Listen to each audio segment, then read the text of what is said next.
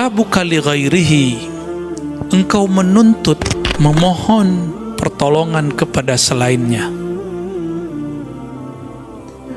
Perlu digarisbawahi, tawassul bukanlah memohon kepada selain Allah.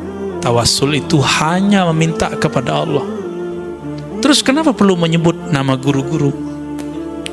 Karena Imam Abul Hasan Asy-Syadzili, sebagaimana dikutip oleh Imam Al-Buni, Al-Ismul A'zam, nama Allah yang agung itu banyak.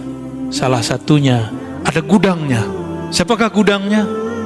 Gudangnya adalah waliyun min awliyaillah, wali-wali Allah Subhanahu wa ta'ala. Wali-wali Allah itu hati-hati, kalamnya itu dia berkalam itu dengan kolbunya. Jika dia berdoa, doanya terdengar sampai ke langit sana. Ya. Kenapa? Karena dia berdoa, nafasnya selalu ingat kepada Allah Subhanahu wa ta'ala. Ya. Yang paling dekat kepada Allah kan ruh kita, dan ruh itu terhubung erat dengan nafas. Terhubung erat dengan nafas ini. Maka ada namanya zikir anfas, zikir nafas. Ya. Saya baru saja mendapatkan ijazah Thariqah Aidurusiyah, ya, dari salah satu guru kita, dan di situ ada zikir anfasnya. Ada zikir anfasnya, zikir nafas. Ya. Sebagaimana di Thariqat Samaniyah ada Naqsyabandiyah, ada Syadziliyah, dan thariqat-thariqat lain ada. Ya. Jadi kita bertawassul bukan meminta kepada selain Allah, hanya meminta kepada Allah. Ya. Oh, tawassul cuma boleh kepada orang yang hidup dan hadir, Ustaz. Kan gitu kata orang. Apa jawabannya? Di hadis Imam Tirmizi tidak disebutkan hidup dan hadir. Nabi cuma mengajarkan, Allahumma inni atawajjahu bika, inni atawajjahu ilaika binabiyyika nabiyyir rahmah ya Muhammad, inni atawajjahu bika ila rabbi fashfa' fiyya, atau fashfa' faqdi hajatinya. Ya Allah, aku memohon kepada engkau dengan kemuliaan nabimu, Nabi Rahmah. Wahai Nabi Muhammad sallallahu alaihi wasallam, aku bertawassul kepadamu, berwasilah, bermediasi denganmu dalam memohon kepada Allah. Mohonnya ke siapa? Ke Allah. Tapi nyebut nama Nabi Muhammad karena Nabi Muhammad di dalam dirinya ada gudang nur asma Allah Subhanahu wa ta'ala, dan itu diwariskan kepada ulama. Ulama ini menyimpan di dalam rohaninya cahaya-cahaya nama Allah Subhanahu wa ta'ala. Saya boleh sampaikan, qalbul awliya, qulubul awliya khazainu asma'illahi ta'ala. Qalbunya para wali-wali Allah adalah perbendaharaan nama-nama Allah Subhanahu wa ta'ala. Kalau dulu Imam Ghazali dalam kitab Ihya, beliau mengatakan dadanya para ulama adalah kuburnya ma'rifat dan asrar. Kubur itu diziarahi nggak? Diziarahi nggak? Imam Ghazali ini ngomong. Antum kalau nggak percaya yang pertama, yang Ghazali aja deh yang dipercaya. Kalau aneh kan ngomong, kolbunya para aulia adalah kumpulan gudang nama-nama Allah Subhanahu wa ta'ala. Sedangkan Imam Ghazali lebih dahsyat lagi, beliau berkata, apa kalamnya? Sudurul ulama kuburul ma'arif, kuburul ma'rifah wal asrar. Dada para ulama adalah kuburan daripada ilmu ma'rifat dan rahasia. Itu sebabnya ulama dikunjungi. Ya, itu sebabnya ulama dikunjungi. Ya, saya pun senang ziarah ke ulama. Kalau ke saya nggak usah dulu lah, ngaji-ngaji aja. Nggak usah sowan-sowan dulu lah, belum pantas ya. Belum pantas aneh disowan-sowanin ya. Mau berkunjung belum pantas, masih ada guru-guru sepuh, kiai-kiai senior. Kepada beliau lebih aula, lebih utama kita berkunjung ya. Kalau perlu saya temenin berkunjung ke mereka, kebetulan lagi pas waktunya ya. Insya Allah ya, mau ziarah nanti ya, ziarah bareng-bareng kita mau. Insya Allah. Nah, kenceng. Semoga COVID-nya nggak bekerja banyak ya. Ini karena mau libur sengaja ya, jangan terlalu euforia. Siapa tahu nanti ada virus baru.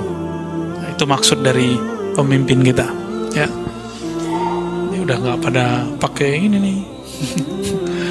Ya, ini rahasia kita aja ya.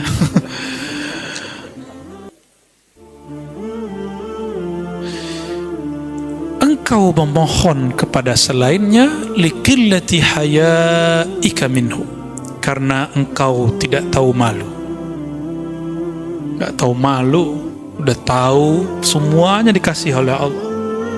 Udah tahu bahwa satu helai rambut pun Allah yang menumbuhkan.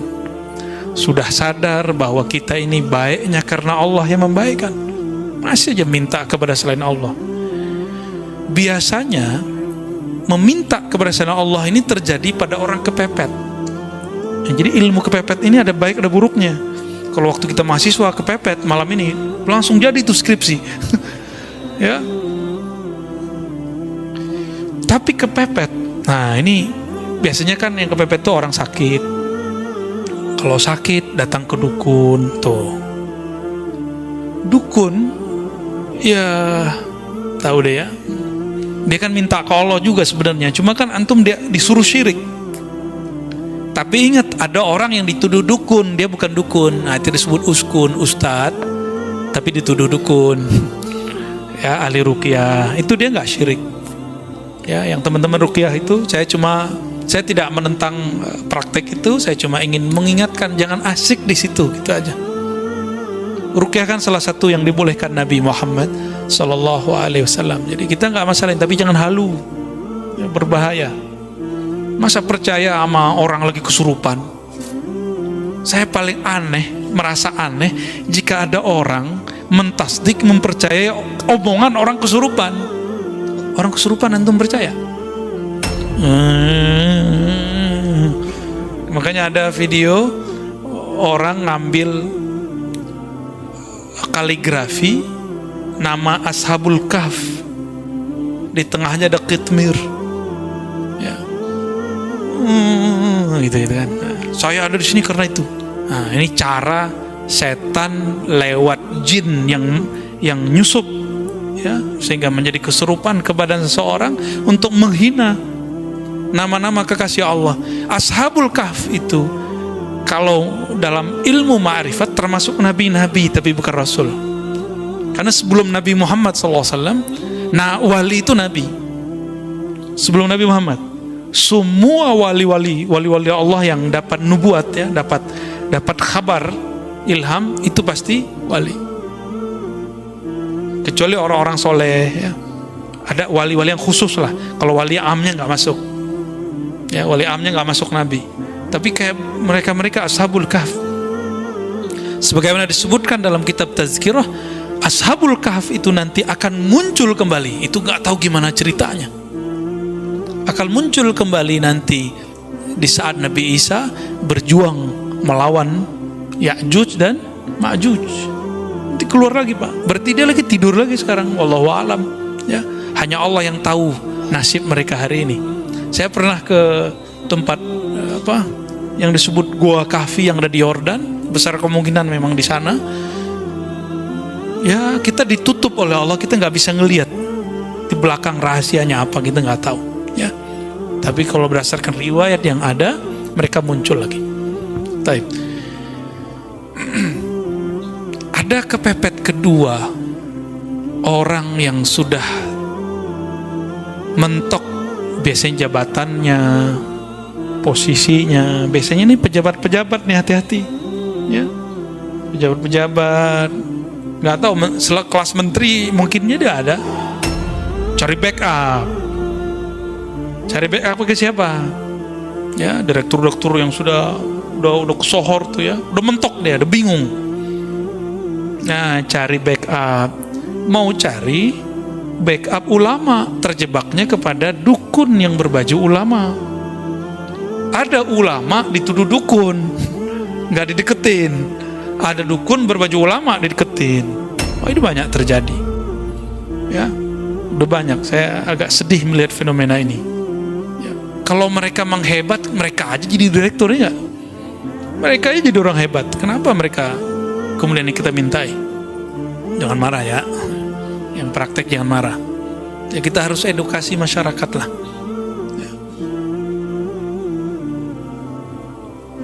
Wirid-wiridnya sudah ada semua kok Pak di Instagram, di YouTube. Wirid supaya narik rezeki, ada semua. Wirid untuk jabatan naik, ada semua. Antum mau ngamalin nggak? Ya, itu aja sebenarnya. Tapi ada cara paling ringkes, puasa Daud, sedekah, udah beres. Karena sebaik-baik karir Nabi Daud. Nabi Daud itu karirnya terbaik. Apa rahasianya? Rahasianya apa coba? Puasa Daud ya. Ya namanya puasa Daud, ya Nabi Daud yang puasa. Dulu di awal Allah mencipta Sayyidina Adam, Nabi Adam dikasih unjuk takdir semua keturunannya, termasuk saya duduk malam ini di sini dan antum hadir malam ini. Nabi Adam sudah dikasih unjuk. Nabi Adam tahu. Ya, maka Nabi Adam tersenyum kalau ngelihat kita ngaji. Alhamdulillah. Nabi Adam melihat di antara takdir itu ada yang unik. Yang unik apakah itu? Nabi Daud ahli pandai besi. Dia akan bisa menciptakan senjata-senjata yang hebat. Tapi umurnya tidak cukup. Umurnya barangkali cuma sampai umur 60-70. Anggaplah 70. Dia mati, meninggal. Akhirnya Nabi Adam mengatakan seandainya, ini wahyu ke dalam hatinya. Jadi wahyu itu ada macam-macam juga. Ada yang sudah di Lauh Mahfuz, ada yang langsung ke dalam ruhnya para nabi. Ini tingkatan-tingkatan wahyu Pak, yang sudah sampai. Jadi Allah berkalam ke Lauh Mahfuz. Itu babnya kudrat iradat, kita sebut takdir. Ada yang masuk ke dalam ruhani para nabi dan para wali. Nah ini namanya bukan takdir, namanya rahmah. Ya, karena arsy itu adalah tempat Allah mengejawantahkan rahmatnya. Disebutlah Ar-Rahman 'alal 'arsy istawa. Terhadap arsy lah Allah meratakan, melimpahkan rahmatnya. Arsy itu di atas langit. Antara langit dan arsy ada takdir, Lauh Mahfuz. Berarti hukum arsy lebih tinggi daripada hukum Lauh Mahfuz. Seperti, mohon maaf, kolonel, atau kalau di polisi apa namanya? Kombes punya satu kebijakan. Terus ada atensi dari jenderalnya, jenderal bintang 1. Berubah nggak dia? Berubah. Di dunia aja begitu, gimana di langit nggak? Ini kan cuma imitasi yang di sana. Yang ada di alam ini adalah imitasi. Apa arti imitasi? Ya, tiruan yang di sana, yang hakiki yang di sana.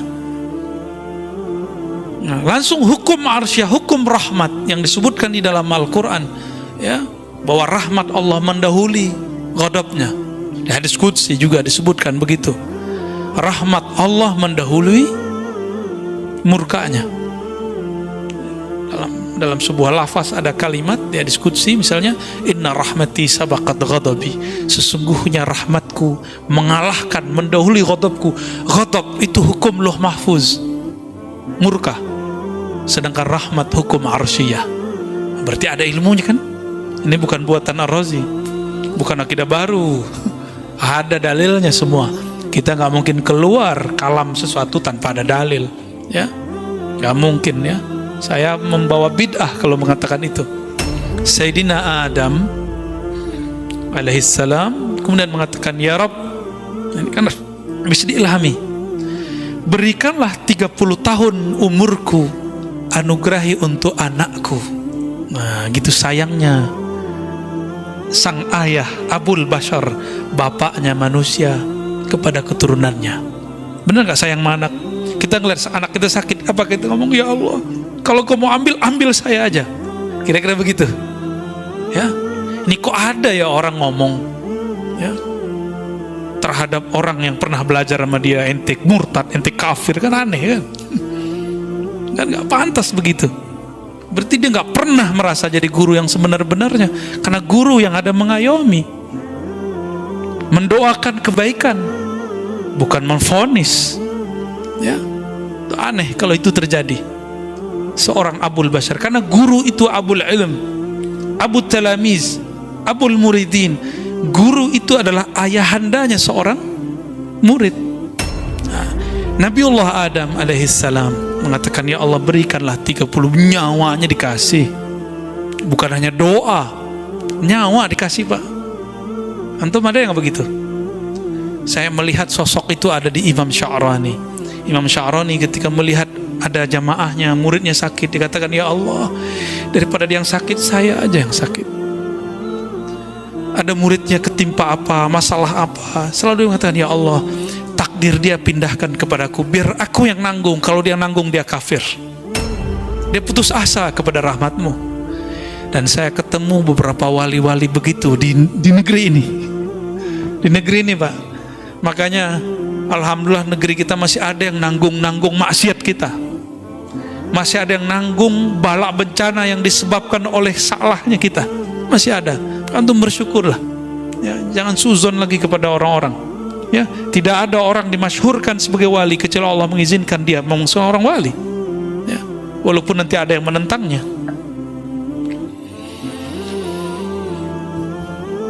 Akhirnya Sayyidina Adam, takdir rahmah mengalahkan takdir kudrat iradat. Diberikanlah 30 tahun. Apa yang terjadi? Setelah umur itu dikurangi, berarti umur Nabi Adam berkurang. Datanglah malaikat maut mengatakan, Mas Adam, sekarang saya datang mau menjemputmu. Oh, jemput gimana nih? Kan jatuh gue masih ada 30 tahun lagi, kira-kira gitu. Loh, kan bukannya dikasih sama anakmu, udah dipindahin, di Lauh Mahfuz sudah diganti. Oh, nggak bisa, saya lupa, nggak ada saya ngomong begitu. Itulah awal nisyan, ya, waqa'a ala Sayyidina Adam. Awal kelupaan terjadi pada Nabi Adam. Atas dasar itulah kata Nabi Muhammad SAW, keturunan Nabi Adam pasti akan lupa. Lupa sama Allah, lupa sama Rasulullah, lupa sama anak bini ya. Lupa, emang dari sono. Mau gimana lagi? Hukum rahmah terjadi lagi. Nabi Adam ini kan posisinya lebih tinggi dari malaikat maut. Ya Allah, saya lupa. Menurut saya masih ada 30 tahun lagi. Ya udah, 30 tahun lagi Nabi Adam hidup. Malaikat maut pensiun dini. Diundur. Ya udah, gua ngalah deh. Mundur malaikat maut. Ya, lucu juga Pak. Jadi ada semacam negosiasi juga di alam sana. Ya. Menarik nggak cerita begitu? Dongeng apa lagi nih Arazi?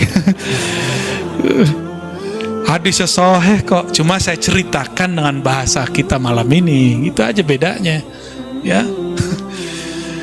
Terus Nabi Daud, ini yang jarang diceritakan. Kenapa kemudian Nabi Daud puasanya sehari puasa, sehari tidak? Itu asrarnya, ada rahasianya. Untuk menebus hukum rahmah itu, as-sawmu li, puasa itu milikku. Milikku ini hukum rahmah. Maka cara Sayyidina Daud untuk berterima kasih kepada Allah, berterima kasih kepada Nabi Adam, dia berpuasa, puasa Daud. Jadi antum kalau mau ada yang diniatkan ya untuk memperpanjang sesuatu, ini kita buka aja rahasianya ya. Ingin mendapatkan sesuatu ya sifatnya duniawi atau ukhrawi, bahkan makom kewalian, puasa Daud ya. Tapi niatnya saya sarankan supaya nggak kena kitab ini.